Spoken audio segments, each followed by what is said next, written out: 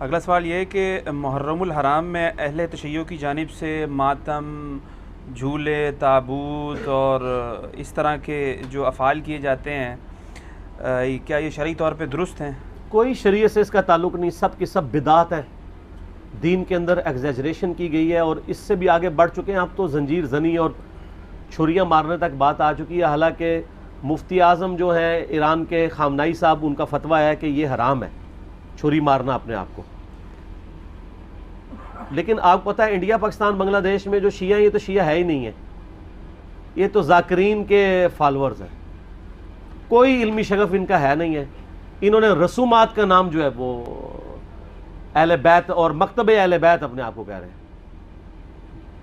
مولانا اسحاق صاحب رحمہ اللہ تعالی، جن کی بڑی ایکسپرٹیز تھی اس فیلڈ میں، انہوں نے باقاعدہ شیعہ کی فقہ کی کتابوں سے بتایا کہ ماتم کرنا حرام ہے۔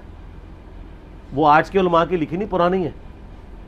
یہ بدعات ہیں جو انہوں نے داخل کی ہیں، جیسا کہ کئی بدعات اہل سنت کے ہاں بھی داخل ہو گئی۔ یکم محرم کا جلوس بھی تو بدعت ہے نا۔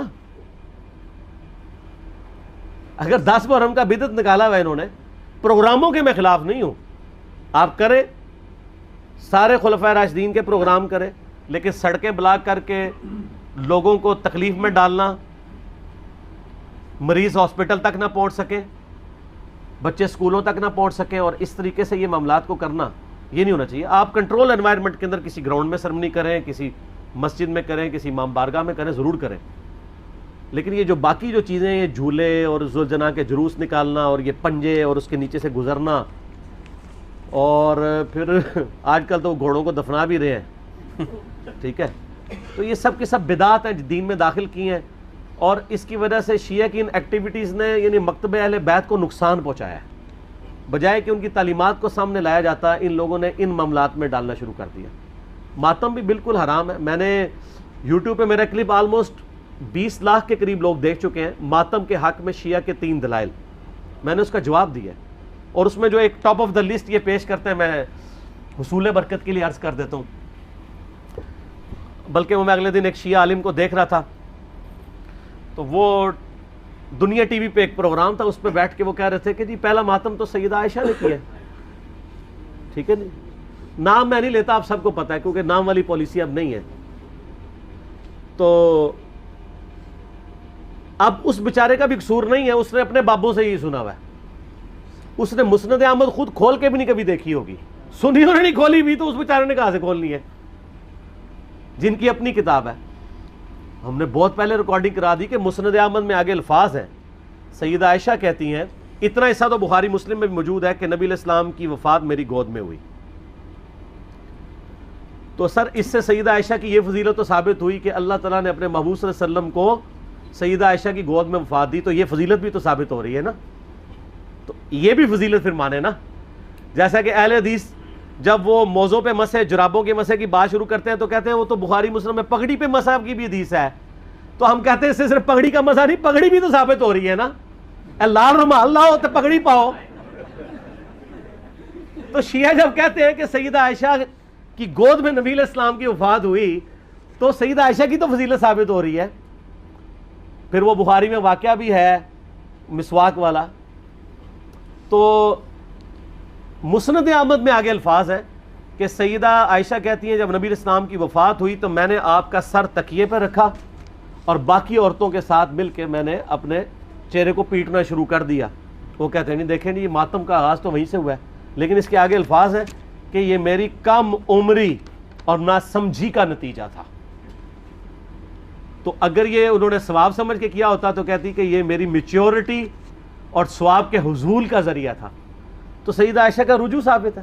یہاں پہ بھی ایک دفعہ جن دنوں میں ہم مناظرے وغیرہ کر لیا کرتے تھے، یعنی آج سے 10 سال پہلے کی بات کروں، تو ایک شیعہ ذاکر آئے تو وہ بھی کتاب اٹھا کے اپنی لے آئے کہ جی یہ سیدہ عائشہ نے، میں نے کہا یار تمہیں بھی دھوکہ دیا کہ ہم مسند احمد کھول کے آپ کو دکھاتے ہیں، یہ تو ہمارے حق میں دلیل ہے، تو یہ آدھی روایتیں بیان کرتے ہیں۔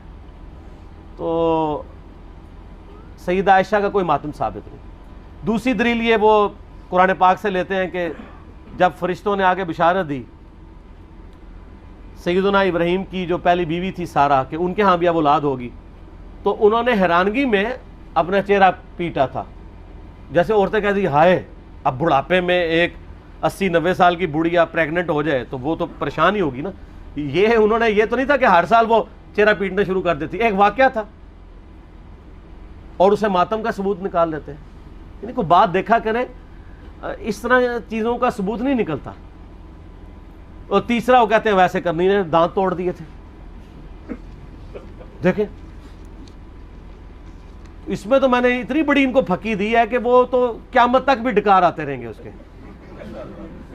ہاں میں نے بتایا کہ بخاری مسلم دونوں میں موجود ہے کہ سہل ابن سعد السعدی رضی اللہ تعالیٰ عنہ کہتے ہیں کہ اللہ کی قسم میں جانتا ہوں کہ غزوہ احد کے موقع پہ جب نبی صلی اللہ علیہ وسلم کے دانت شہید ہوئے تھے اور آپ کا خون نہیں رک رہا تھا تو کس نے نبی علیہ السلام کے زخم کو دھویا تھا اور کس نے مرہم پٹی کی تھی.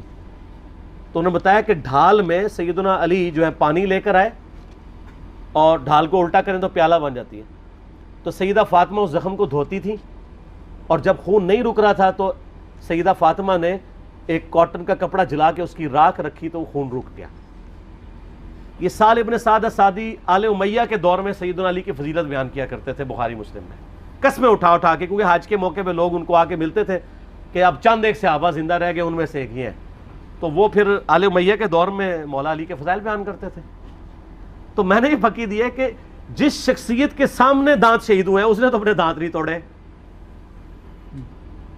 زیادہ افیکٹ تو اس بندے پہ ہو جس نے اپنی آنکھوں کے سامنے مرم پٹی کی, یعنی سیدنا علی اور سیدہ فاطمہ, انہوں نے دانت توڑے ہیں دونوں نے. کیا تو کیا اویسے کرنی کو آپ ان سے بڑا عاشق رسول کہیں گے؟ تو اپنے ایمان کی فکر کریں. یہ تو ویسے کرنی اس تصور سے خود بھی کانپ اٹھیں گے.